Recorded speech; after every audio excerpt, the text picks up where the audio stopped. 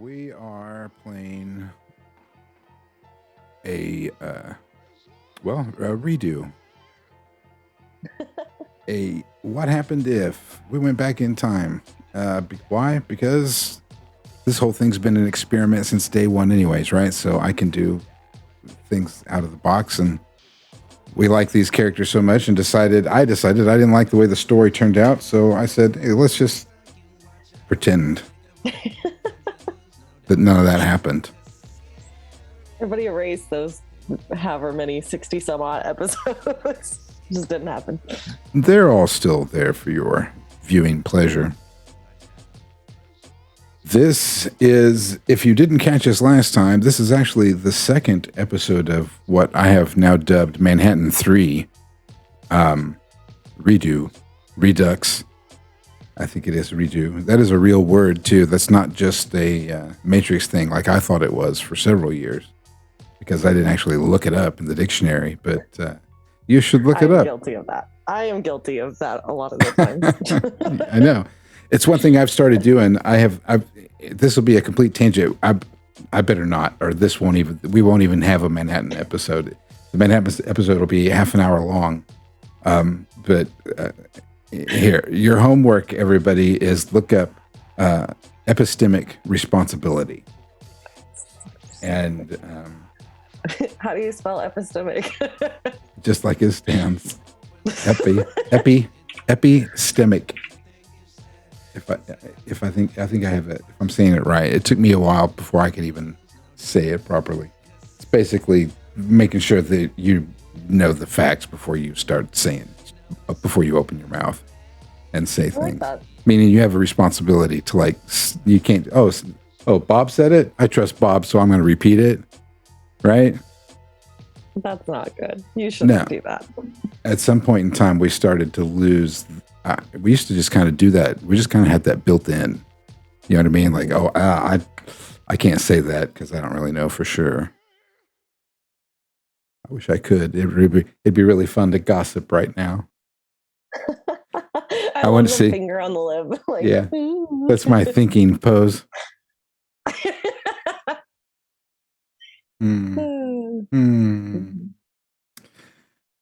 So I was answering Mr. Kult's question as to what is this, and this is Joel in September 1989. This is about 4 months before what would have been episode 1 of season 1 when we first started this ridiculous thing. Now I remember what the other thing I wanted to do, ambient music. Right. Uploaded to Roll20. So I'm going to turn some music on for the listeners. Poor Erica, you're not going to get to hear anything. I apologize about that, but you'll survive. That's okay. I'll be all right. I've done it before. I can do it again.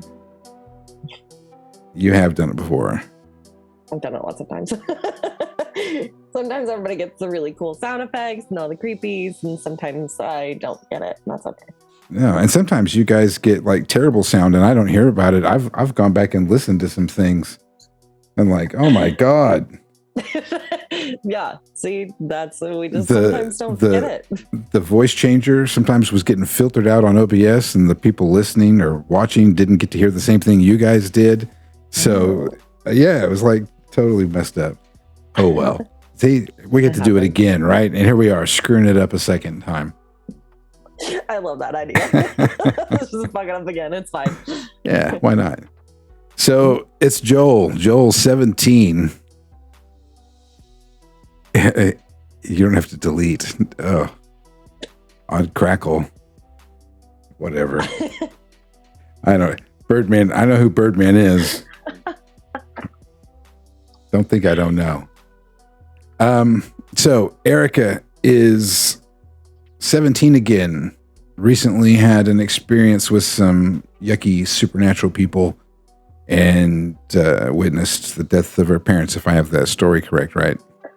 Yep. And as far as I have in my notes, that's really been your only experience with the illusion until that night when you met the people in the alley and then were rescued by the slumbering predator, the sleeping beast, who helped you out of your predicament. It was almost like they set you up, though. I mean, I don't know. There was just something kind of fishy about the whole thing. I smell entrapment. But you got a deal out of it anyways. And you were told that at some point you would need to go, and you've been having a pretty strong urge lately. It's been a few days since that night. And you're at home in your apartment. However, I want you to roll for your nightmares. Because we should start with a nightmare. Okay. How do I do that again? I don't remember. I don't know. Anything. Roll 2d6. Roll plus 0. Yeah, it's a roll plus 0. 2d10. I'm thinking the wrong game. 2d10. We don't know what we're doing anymore, but it's fine.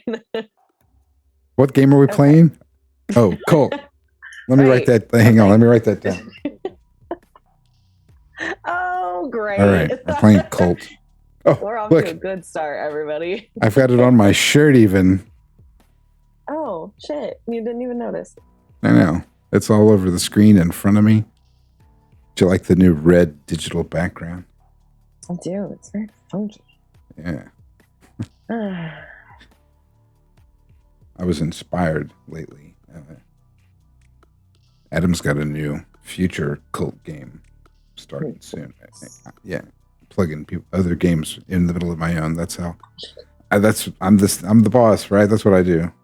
That's what we always do. It's good. What did you roll? I didn't Not look. better than a 9. It was a 4. Beautiful. Pretty bad.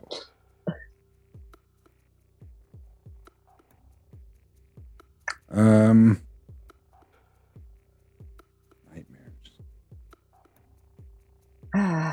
I am trapped in the dream until I find a way to wake up, and everything that happens there also directly affects my sleeping body.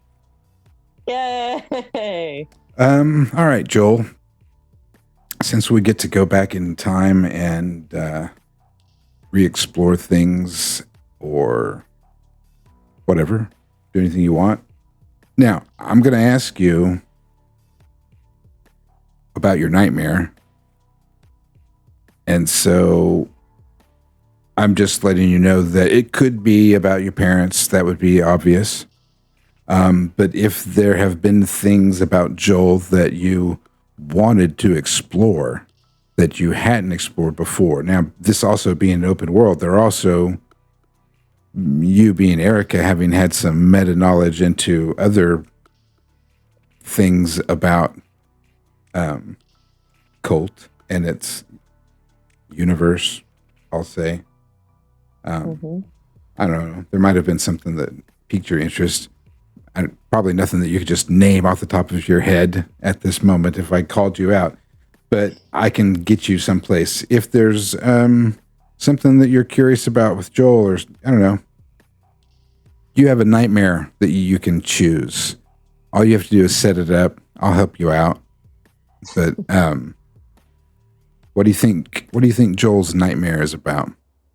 I think this one in particular, you know, she's been trying to hunt down these killers, obviously. And a lot of her nightmares generally have to do with like wooded areas and like hills and mountains and cliff sides. But this one's a little bit different because her parents were essentially scientists as well. So it's in a laboratory, most likely on a secret military base of some kind. I think she's laboratory. She's a little curious about the work that her parents were actively doing because every file she's ever found has been mostly redacted information.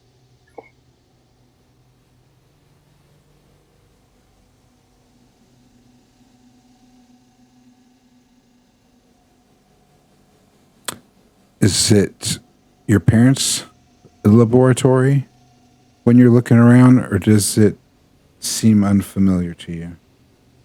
I mean, it's all going to seem unfamiliar. She never was ever actually at the lab.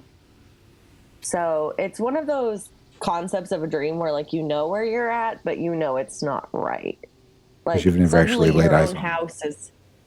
your own house is like a mansion, and you're like, yeah, this is my house, but you know in your own mind that I don't live in a mansion. Yes. Mm-hmm. I know that one.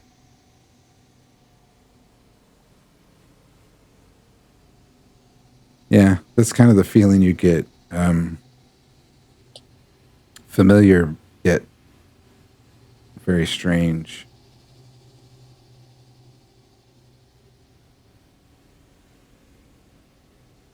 Quiet. What did you, when you were a kid, your parents a scientist, right? And when I say kid, this is probably, I would guess, 8 or 9 ish, when you are still maybe believing in Santa Claus, but you're kind of on the cusp. And because some people stop believing in Santa Claus about that time, not Right. me. Santa Claus is very real. He haunts me yearly. We battle.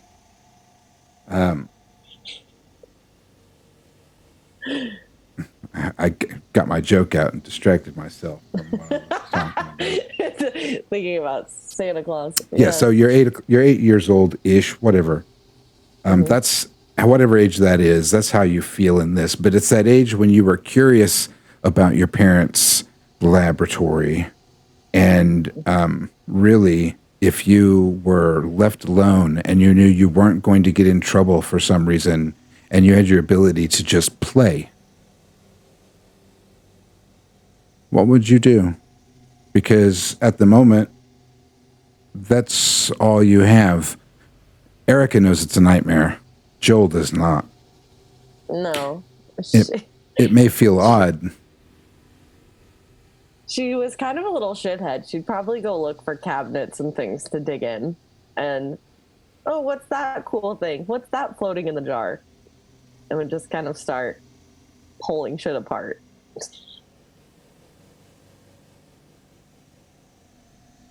Everything that happens here also directly affects your sleeping body.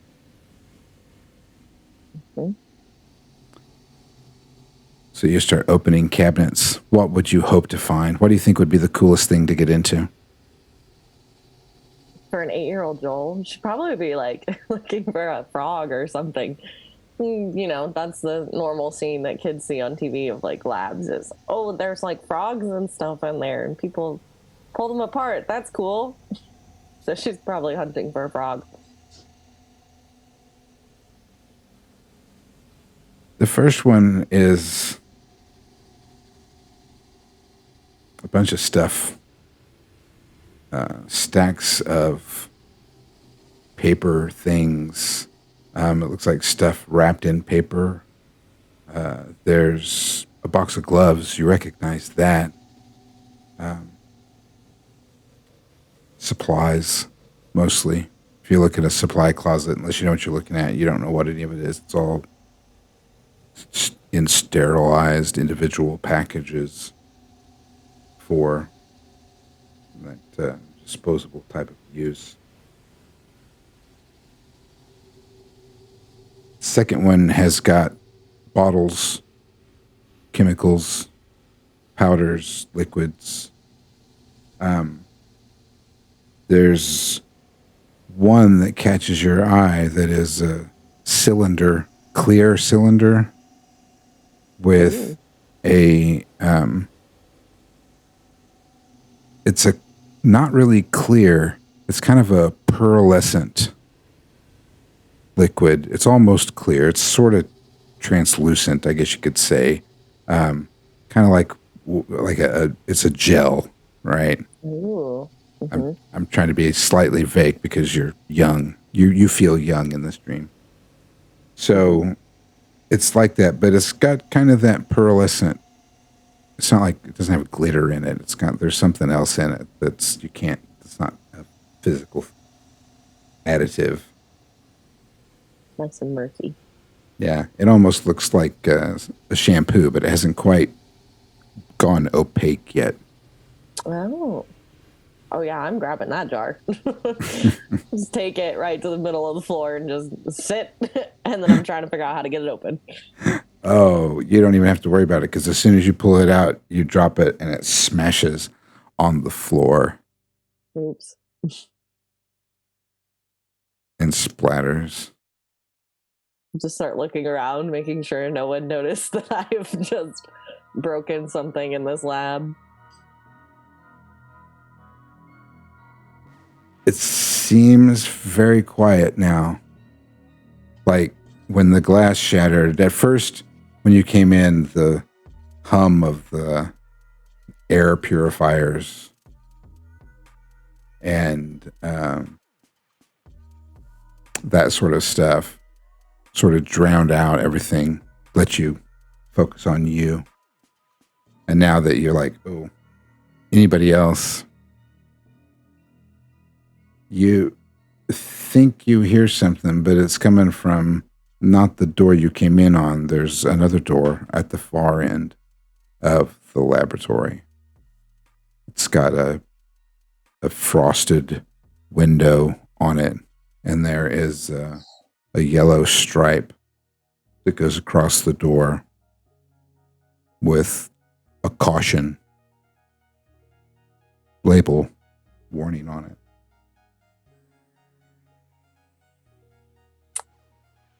I just kind of look back down at the liquid and try to look around for a broom a little bit, but also I'm looking at the liquid to figure out if there was something in the jar. But I'm smart enough to know not to play with broken glass. Oh, something that might have been in the liquid in the middle of it? Yeah, is there anything in it? Or is it just jelly-like substance? Yeah, just jelly.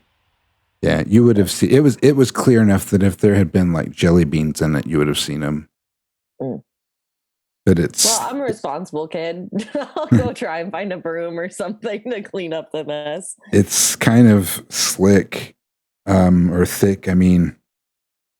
And when you walk away, you notice that it had gotten on your shoes. And so you're kind of tracking it a little bit as you go and find a broom.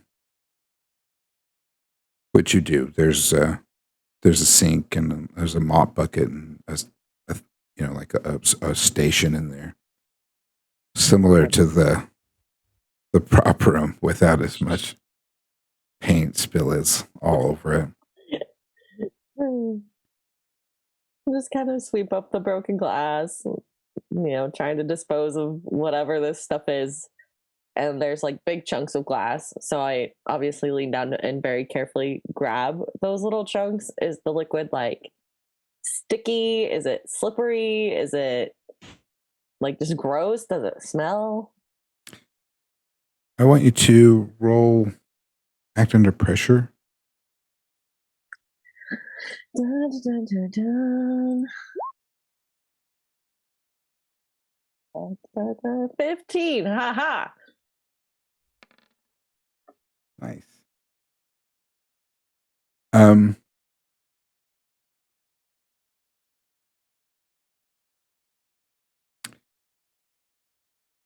You're getting it picked up. You slip, and it causes your heart to jump because this is a nightmare. So funky things are going to start to happen. It is slippery, and as you're asking yourself these questions and trying to assess this substance, it's kind of all of the above. When you're trying to pick stuff out of it, it's hard. It's like every time you get a piece of glass, it is slippery to your fingers, but it is sticky to the stuff. Nothing is easy. Every time you're trying to clean it up, when you try to sweep, it gets hard and stiff, like you're trying to sweep glue or mop. You'll go back and get the mop because the broom doesn't work very well. But when you touch it with your hands, it's almost liquidy, and you slip and slide in it, and it's a nightmare. It's just gross. Yeah, and everything is working against you. Kind of like, when you want to run, you can't. And the act under pressure really is influenced by the fact that your heart starts beating because it sounds like you hear footsteps. And you couldn't tell if it's coming from the entrance door or the caution door. But somebody is coming. Do the footsteps sound like not necessarily human, but like do they sound like a man's footsteps? Are they heavier? Are they lighter? Because that would be very dependent. If it sounds like someone's stomping towards her, she's definitely gonna try and like hide or lie about what's going on. If it's a lighter footstep, it implies that they aren't as angry with her, so she's probably just gonna keep trying to clean. It sounds like you want to observe a situation. Yeah. So why don't you roll and see if you get a question or two, and then I'll let you ask again. It doesn't have to be one of those example questions. Well, it doesn't really matter because it's an 8. 8. You still get to ask a question. Yeah. What do the footsteps sound like? What do they sound like? They do not sound dainty. It sounds like a big, scary man. They're kind of heavy. But every time you stop and listen, like your heart is beating, right? Mm-hmm. And when you stop to listen to the footsteps, suddenly the air conditioning and the air purifiers or whatever, the room noise becomes loud. And you realize your ears have got a little bit of a ringing that's going on, maybe from when the jar smashed. And you don't hear the footsteps. And then when you finally get brave enough that you start picking up glass and mopping and scrambling again, is when you can hear the footsteps and you stop to listen. You don't hear anything.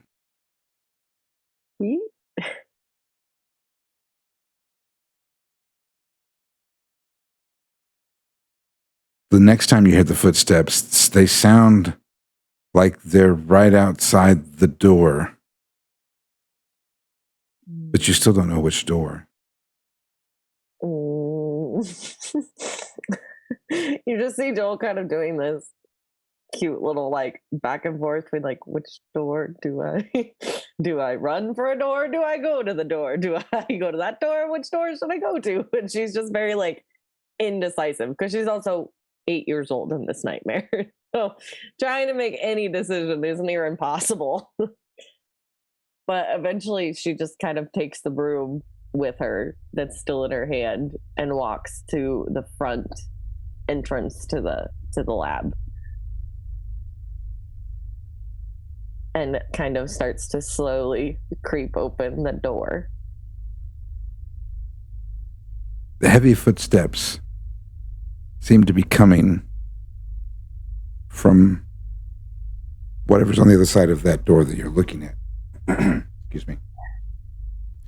And you can hear the sound of your father. His voice is talking as if he's talking to somebody. Like having a conversation on his approach to the caution door at the other side. So you've got the smashed jar of goo in the middle because it's not completely cleaned up. Dad's coming in, maybe with somebody. Dad only talks to important people. This isn't going to be good. And there's still some big scary guy that, I mean, he sounded scary before. You think he's scary. He's probably scary. He's coming. What do you do, Joel? Probably the sense of safety would be to run towards the sound of dad so he can save me from the big scary man, and that seems less threatening than telling dad, hey, I broke a jar, because dad wouldn't normally get mad about things like that. He would just kind of lightly scold me and then shit me out, especially if he's in front of someone, which is very much an 8-year-old's fucked up way of thinking. Is like, okay, if he's with someone, then he's not going to be as mad, and I'll just take the ass chewing later. So definitely turn and run towards the sound of dad's voice. Well, Broom still in hand.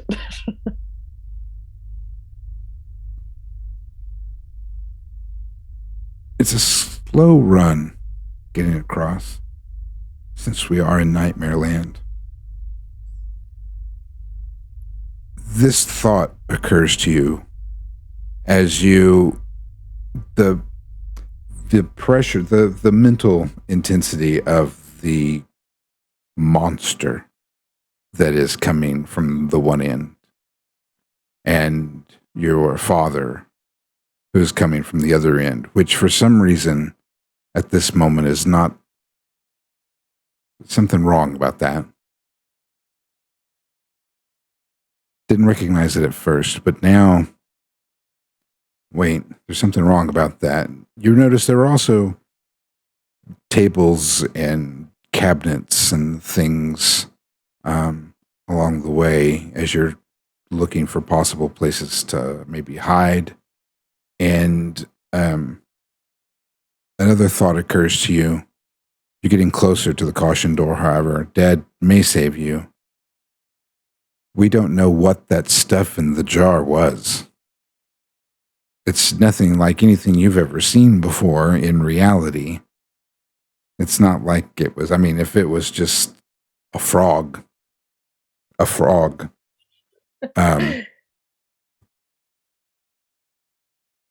was probably an important one because it was different. I don't know. I'm just throwing some panic into little Joel. You're running closer to the door. Any last thoughts as you slip in some goo that might have been on your shoe or on the floor? You can't remember because you walked around a couple places. And it looks like you might fall on your butt. All this is happening in slow motion in my mind. I hope it is in yours too. Yes. Wow. Yeah, I mean, I don't know. For some reason, I kind of slipped into Stranger Things mode.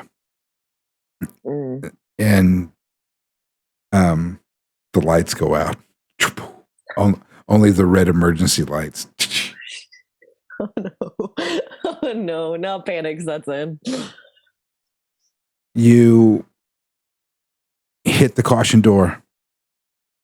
You slide, you slip, you slide. You realize you had a little bit of that goo. There's a little bit of slime on you. And the front door, we'll just call it the front door, is getting rattled.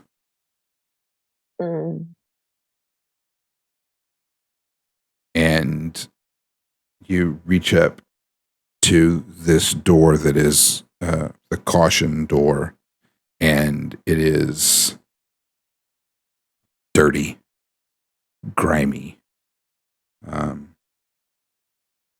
Looks like it hasn't been touched in a while. The window is not like fogged, like treated fogged. It's like fog covered in grossness or something, clouded so that you can't see through it. You don't hear your dad's voice on the other side. Oh no. And you try the handle. It's locked. Oh no. You notice a key. You notice a keyhole it's one of those like handles like a school door, or a hospital door that's got a handle, like a long handle and a keyhole, not a round knob. Right. What do they call those? Anybody know? A door handle. It would be good if I could learn to know the difference between those. And my whole family is filled with construction workers, and they're all, building houses. And assuming they ever watched this, which they won't, they would know what the handle is called. I'm going to call it a J handle because that sounds good. And it's shaped kind of like a J if you look at it right. There you go. We'll call it a J. You heard it here first. It's J handle. No, let anyone tell you different. Lyndon would know. Yes. Call Lyndon and ask him. So yeah, that handle is locked. The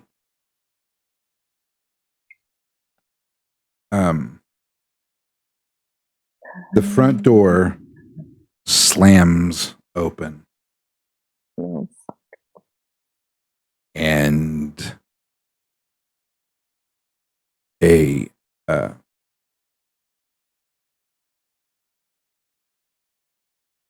thing steps through. You've fallen on your butt. You can't quite see it just yet. Oh no. But you hear the door and you can see the top of it from where you're at, but you had fallen. But there's cabinets and stuff that is obstructing your vision. As I stall for just half a second. What was scary to Joel? Let's have you help out with this part. Because I'm just shooting from the hip here, lady. What would have been scary to Joel, 8-year-old Joel, back in the day? What would creep her out? And I'll cult it up a little bit. To 8-year-old Joel, probably some form of, I want to say like a dinosaur-esque creature. Like think reptilian-like, big jaws, scary pointing teeth. And then flip that however you'd like. She doesn't love lizards and snakes and all of those types of animals. Those are definitely not her favorite. Reptiles, huh? Something of the like, kind of like that, and then mix it with like a bog monster. Like she doesn't like gangly, long, like muddy things. There's that natural stuff coming back too. Mm-hmm. I like that. Yeah. You might not have noticed the wetness before. Maybe it just happened. It is a dream, right? As things come into vision, defies reality as the door slams open, sort of sloshes in. He looks like a man height, man shape, big, like a 250, 285 pounder guy, 6 feet. It's a big boy. Yeah, pretty big football player. And however, when you see his skin, and he's got like an overcoat on, not really a trench coat. It's more like a big army coat, except it's black. And his body is like writhing around. It's like a very dark, mossy green, like olive, like, mossy, like algae, like pond moss. I'm thinking of that very dark, slimy green moss stuff that are on all the ponds. Well, probably where you're at too, out there in BF fucking Kansas. I can say Kansas. If somebody ever tries to find you, they won't. It's like a needle in a haystack, literally trying to find somebody in the state of Kansas. Good luck. A lot of fields. A lot of fields. Yeah. You just have to walk that way and you're good. So you realize he is that. He is all of those things. The moss. You might even see like the vines of like what you would imagine underneath a lily pad or something would be. Maybe perhaps tendons in his arms and such, or his waist. You don't see his eyes, but you know they're there. And he starts to move towards you. So let's roll a keep it together. Oh, that's not ever gonna end well for me. Oh, it was kind of okay. It was still better than a 9. Just barely. Okay. Oh, a 10. Big ol' whopping 10.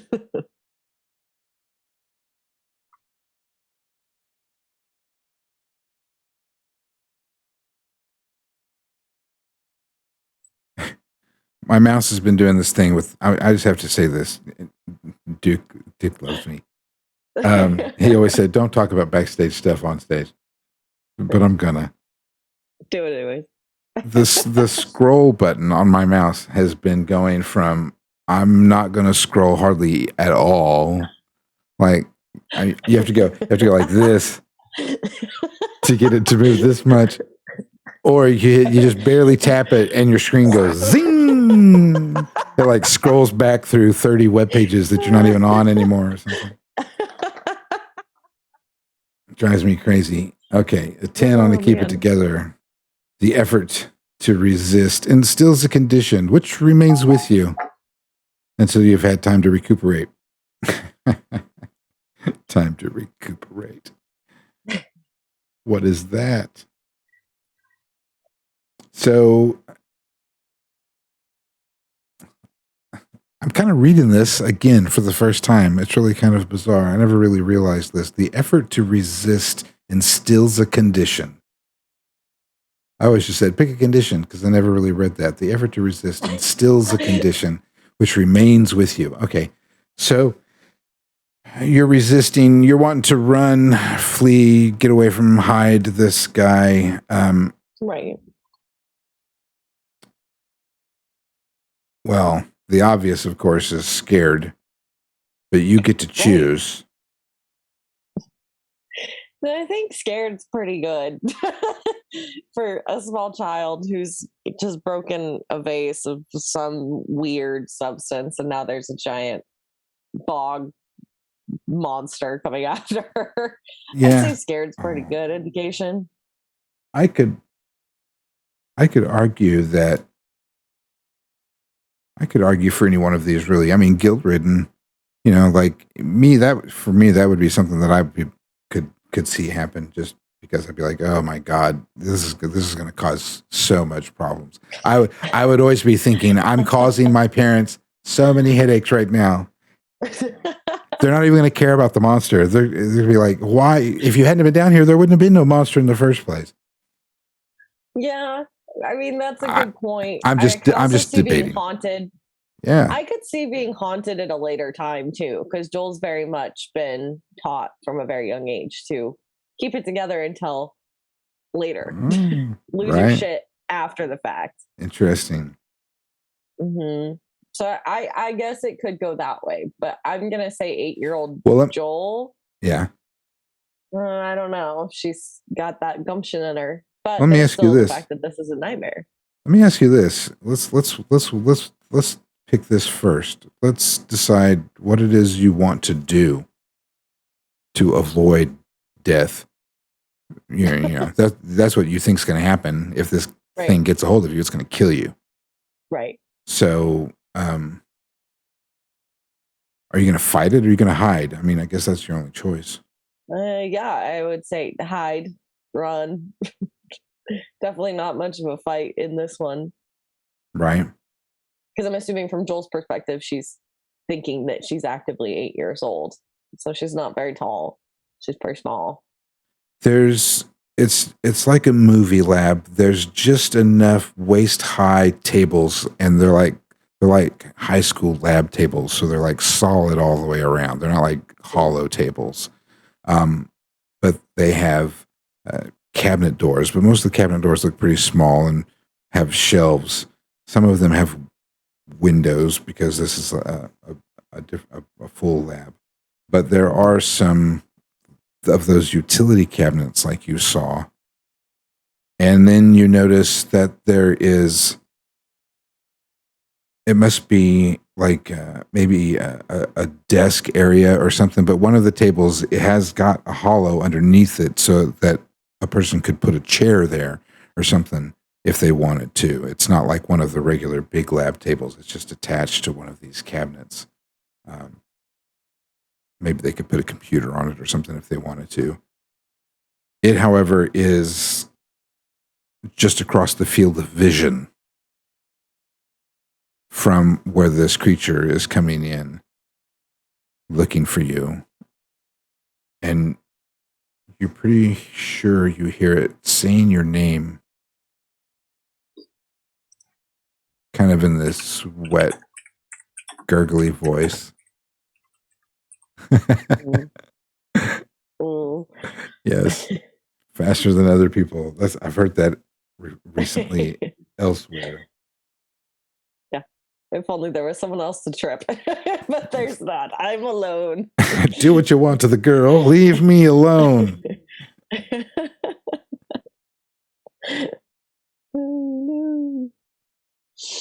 All right, she gonna go for it? Is the broom closet closer?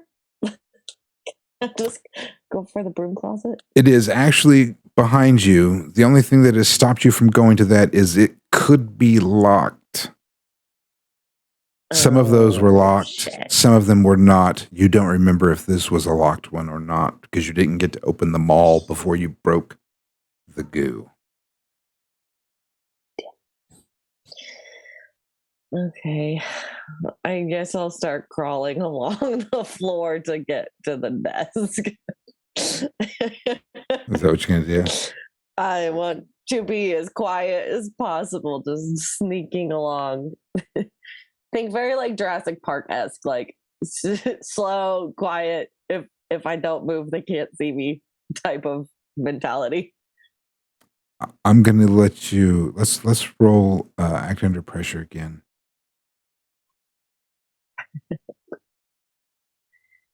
Okay. Just because. Oh, no. I got to make you guys roll. I got to pretend like I know what I'm doing. Or at least I got to get better, Hey. right? That's Woo, just, that's just 17. yeah, there you go. Nice.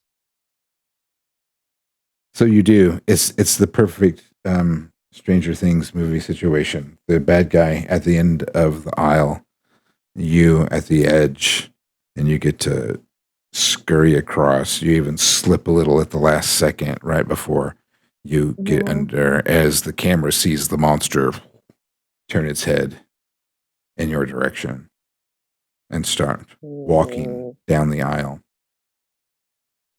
So it's going to get, I mean, it's just a matter of time and it's going to get down there. And you're underneath there. Your heart's beating. Mm-hmm. What are you thinking about, Joel? What does Joel... trying to get to the door it just came in. I want to get to that door and get out. Oh, nice. Oh, see, now this is when I need to have... this is when I need to have gone into my new labyrinths and... now I can't remember the name of it. This fog is driving me absolutely crazy. But the new Kult Kickstarter PDFs have dropped, so books will be coming soon. But I ordered the PDFs and I got them, and they have a whole book of maps that are like just kind of generic floor plans for stuff. Ooh. And there is definitely a lab. I have one for your house too. Just, I know it's a little bit different than the one you gave me, but I thought they were cool. I got one for everybody, in fact. Yay! That's what I spent my time doing when I don't have like 1,000 things to do. I was working on a video for it, so lots of Kult videos coming, just to let you know. A whole onslaught. We're completely off track tonight. This is a terrible episode. We'll edit all this out in post, and it'll be 5 minutes long. I've got COVID brain. You've got just normal brain for you. It's fine. We haven't seen each other in a few weeks. It works out. Well, yeah, and you rolled a 15, so I guess I can. This was me relieving some of the scared pressure off. Although the book would say keep the pressure on.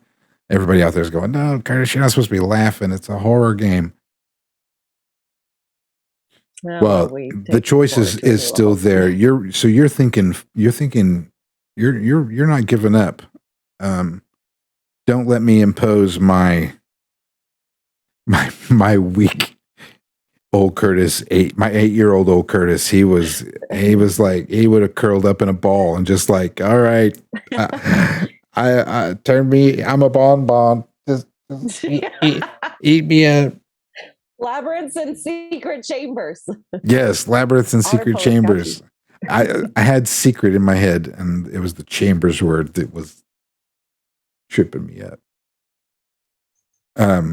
Labyrinths and secret chambers. Joel is yes. definitely like, how do I get out of this room and out of this situation? She definitely is more of a runner. Nice.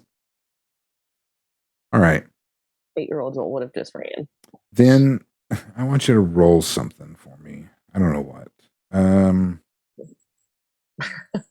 Just something. I feel like it's necessary. Well, let's see. They say if failure is interesting, then roll. If failure is not interesting, then just let you do it. I think failure would be Well, yeah, it would be pretty pretty interesting. interesting. If I can't make it across the room to the door to get out the door, the scary dude just came in. Yeah. Oh no, the 15 was to get under the table. Mhm. All right. Well, considering we're in a nightmare anyways, the whole show could be just Joel's nightmare. That's all right too. Could be. Could be not. Who know? I don't know. They don't know. Who knows? We haven't seen through the illusion yet. Okay. Why don't you? I'll give you a choice.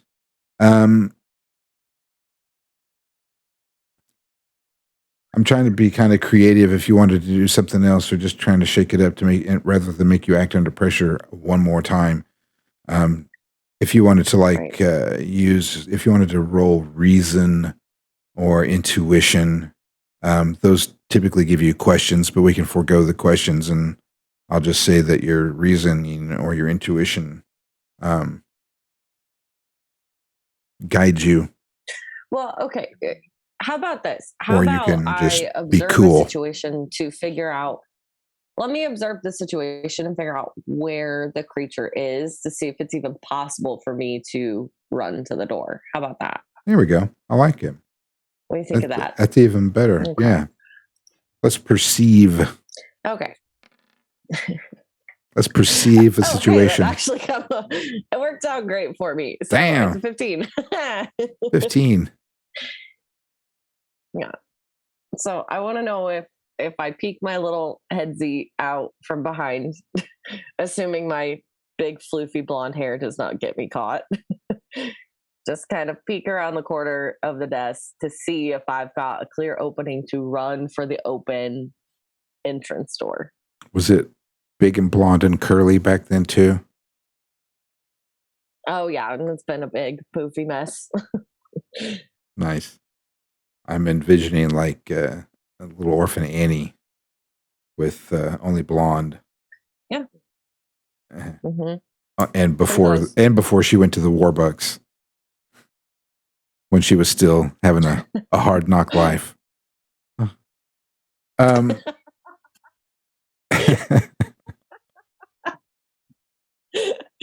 Nice. See what I did there?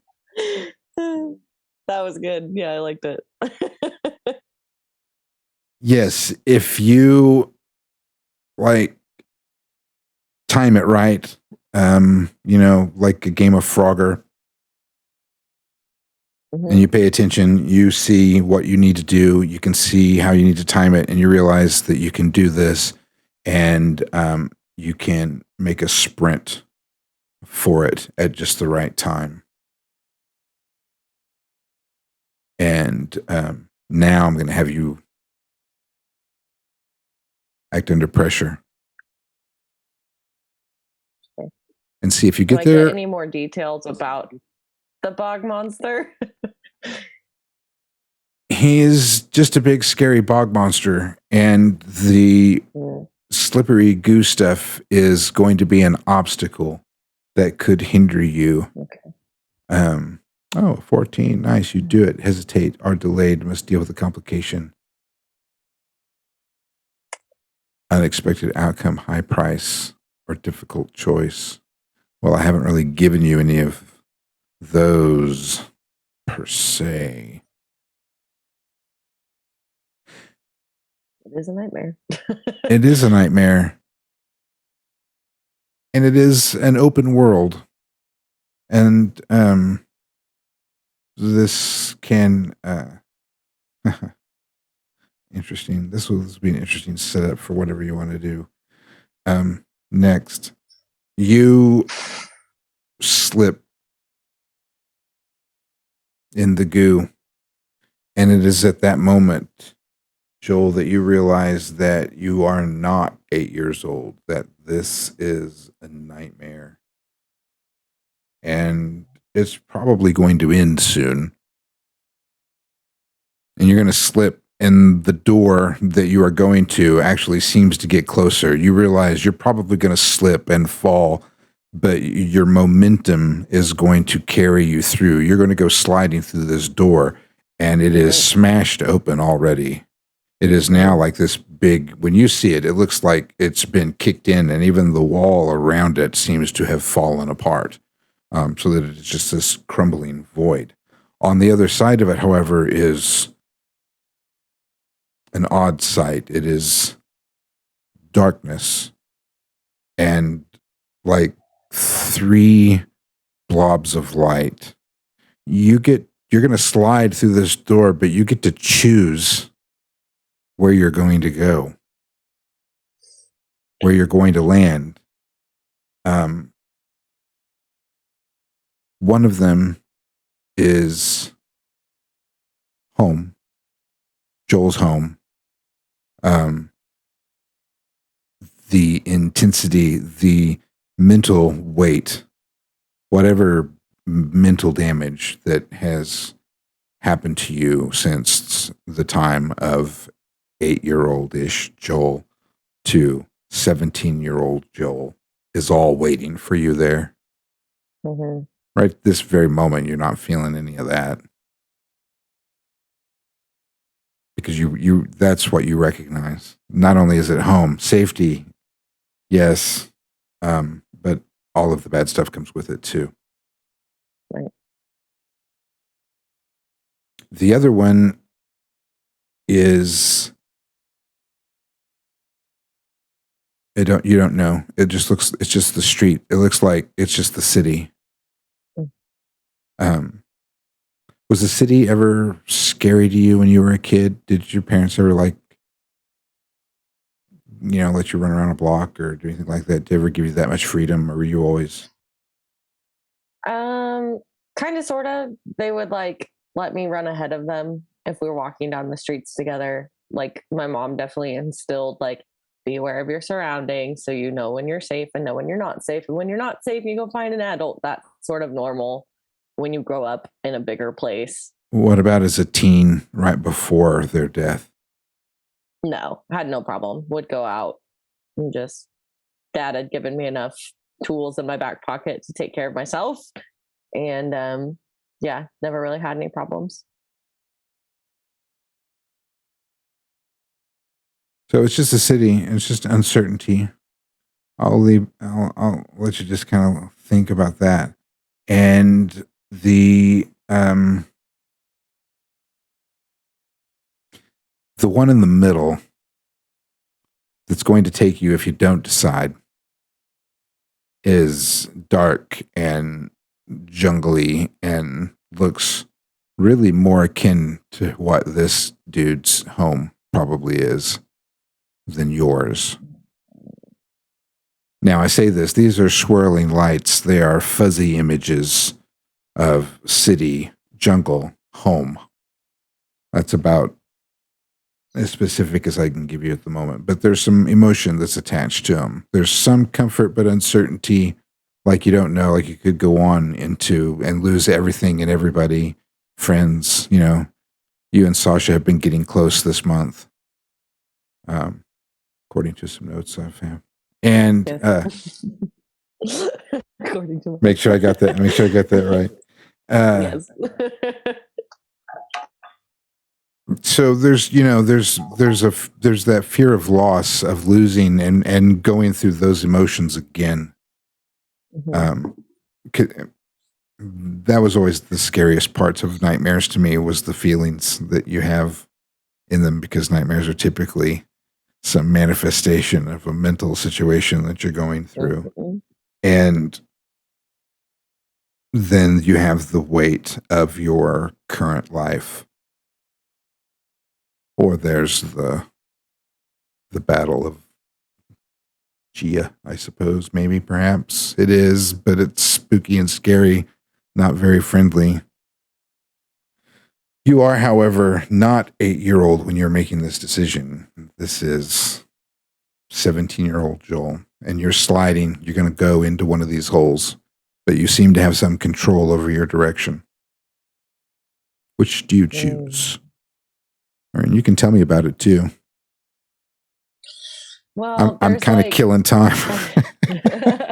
The rational part of Joel's brain is like, just go home, deal with everything you've got to deal with. And then there's the city and the uncertainty, and do you lose the relationships that you've made? Because really the only friend in the world she has is Sasha, and by association kind of Harvey. Right. Which the thought of losing that at this point is not as detrimental, but it still would pretty much suck. And then there's the pissed part of Joel that's like, I'm going to go into the bog monsters world and I'm going to just take him out and figure out why the fuck he's after me and what does he want. And yeah.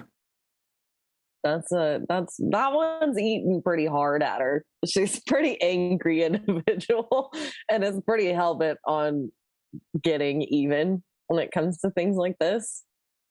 Mm-hmm. So I think, do I have enough time to contemplate whether I am armed?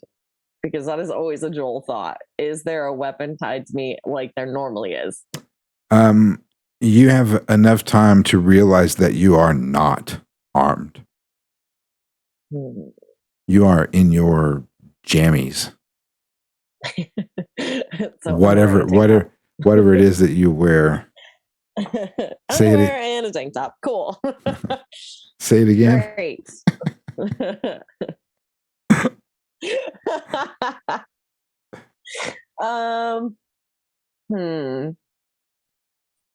I think Joel would probably still just go for the bog, just to take out the bog monster. So it's like, oh, he's never gonna haunt my dreams again. Watch this shit.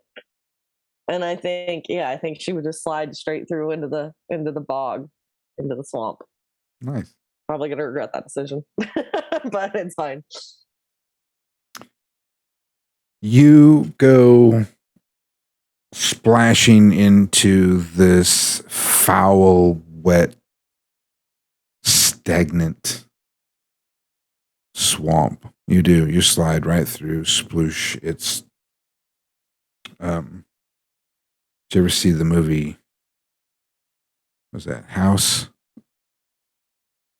Are you old enough to have seen that? The original. They made a couple sequels, but it's like a half comedy, half scary about a haunted house. Anyhow, yeah. Mm-hmm. So you slide through the door into swamp. It is rank, stagnant water is, vegetation has been rotting and settling in this location for a long, long time, and it just fills the air. The air is like just thick and hot and heavy, and you are instantly miserable. And if there's anything about Joel where she doesn't like to get funky, nasty, dirty stuff on her, if the slime tripped you out, whatever it is that you're in now is really nasty, especially when it feels like it's warmer than body temperature. And as you kind of gross yourself out or get the heebie-jeebies or whatever it is for a minute, you realize that this water it's black. I mean, you can't see it, but when you do get glimpses of light, it's not really green. It's like red. And as you pull up moss and stuff, there's like bits of flesh and skin, and it's all like dripping and wet and like in slivers. It's not like chunks or in whole pieces. It's just slivers of wet, mossy flesh and tendons and veiny stuff. And whatever gross stuff Curtis can come up with for the special effects people to make. Yeah. And you realize that's why it must be so warm in here, because of the blood and all that kind of stuff. And it's this wet, nasty confusion that is just encompassing your brain when you awaken from your nightmare. However, that very warm, wet feeling is sort of a natural. I don't know if you've been drinking too much or if you took something to go to sleep that night, maybe an Ambien, but the nightmare, being a 15, held you in bed long enough, then I scared you so bad you pissed yourself. I win. I win. Yeah, I'm just in here. Good night, everybody. Oh, wait. What's that thing we do? There's something we say. You're missing something. It starts with good night. And then it says sweet dreams. Oh, yes. Good night, sweet dreams. And we love you. We love you. Aw, good night, sweet dreams. We love you. End credits. I hope these are right.